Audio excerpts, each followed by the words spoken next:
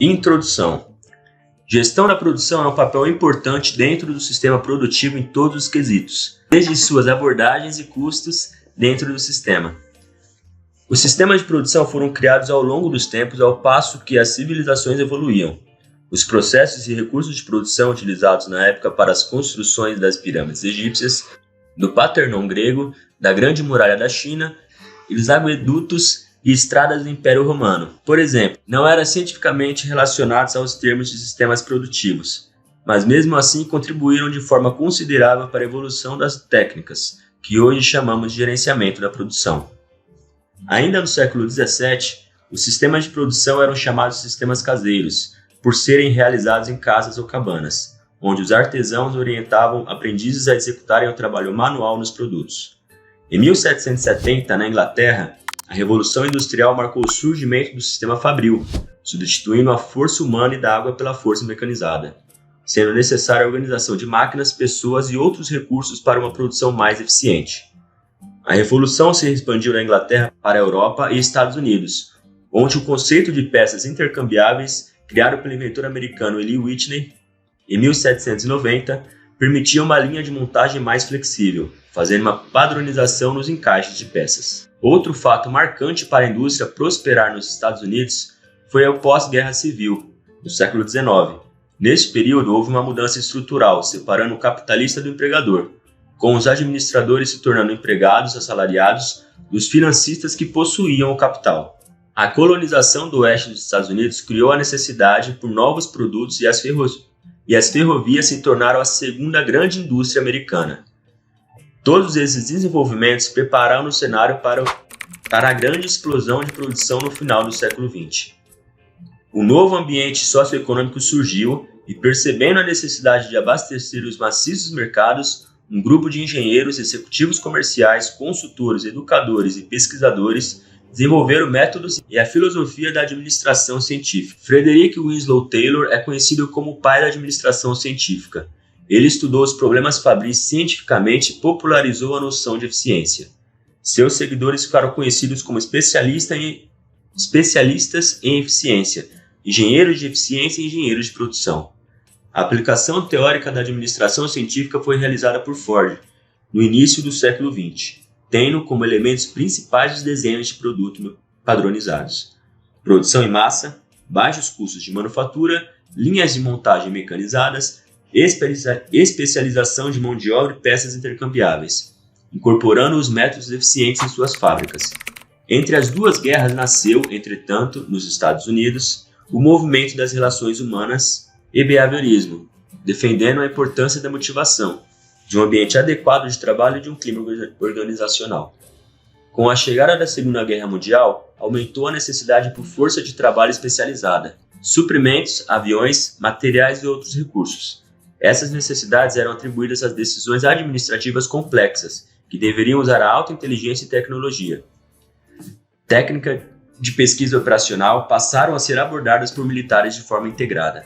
Após a Segunda Guerra Mundial, pesquisadores de operações militares e suas abordagens retornaram às universidades, indústrias, agências governamentais e firmas de consultoria, trazendo sua experiência e vantagem da pesquisa operacional para a tomada de decisões. Como conceito importante para a evolução da engenharia de produção, em termos de rapidez, custos e qualidade, a produção enxuta e o just-in-time contribuíram para o avanço dos sistemas produtivos, não só industriais, mas em todos os processos que buscam melhor eficiência.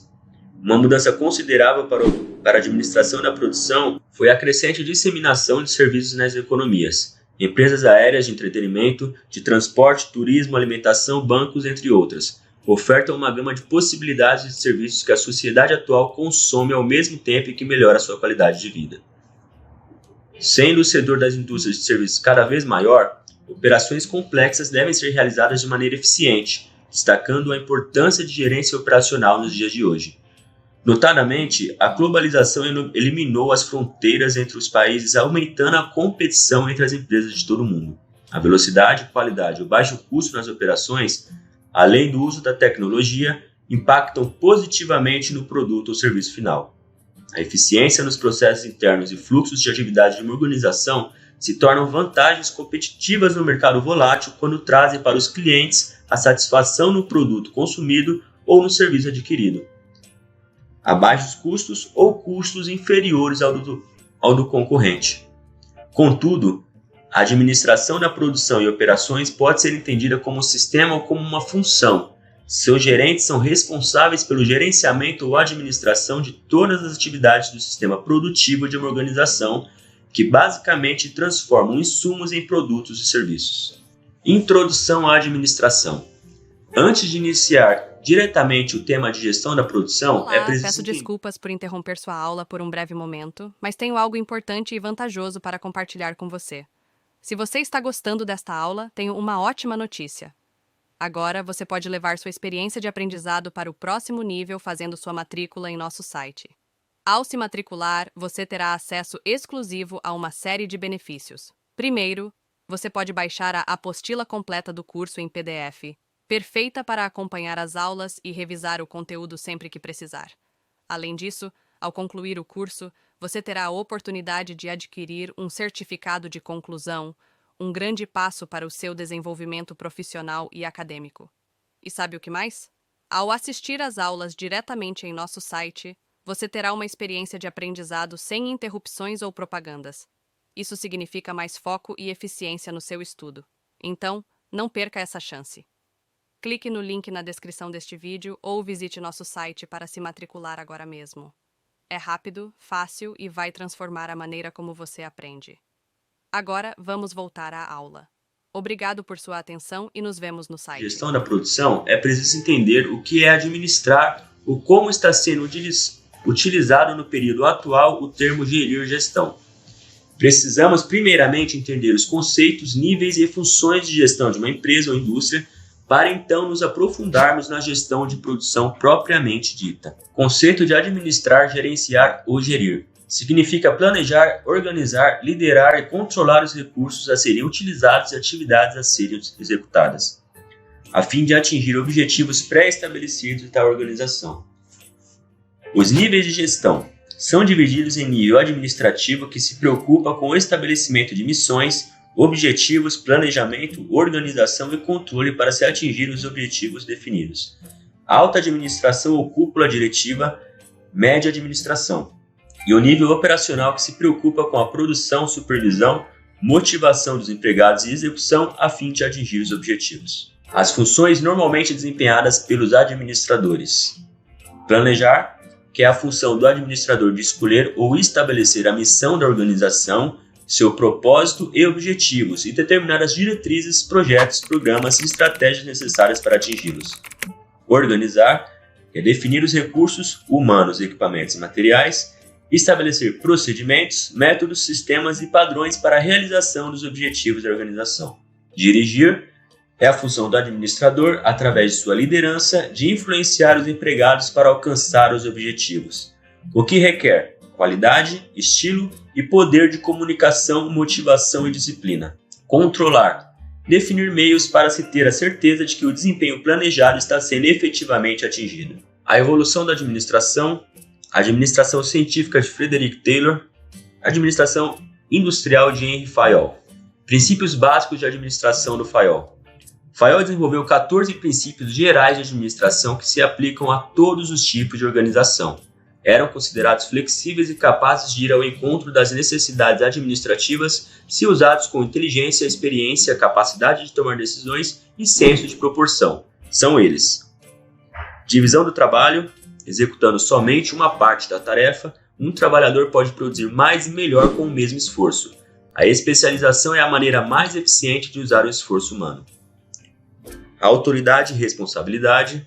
Autoridade é o direito de dar ordens e conseguir obediência, e responsabilidade é uma consequência da sua autoridade. Disciplina.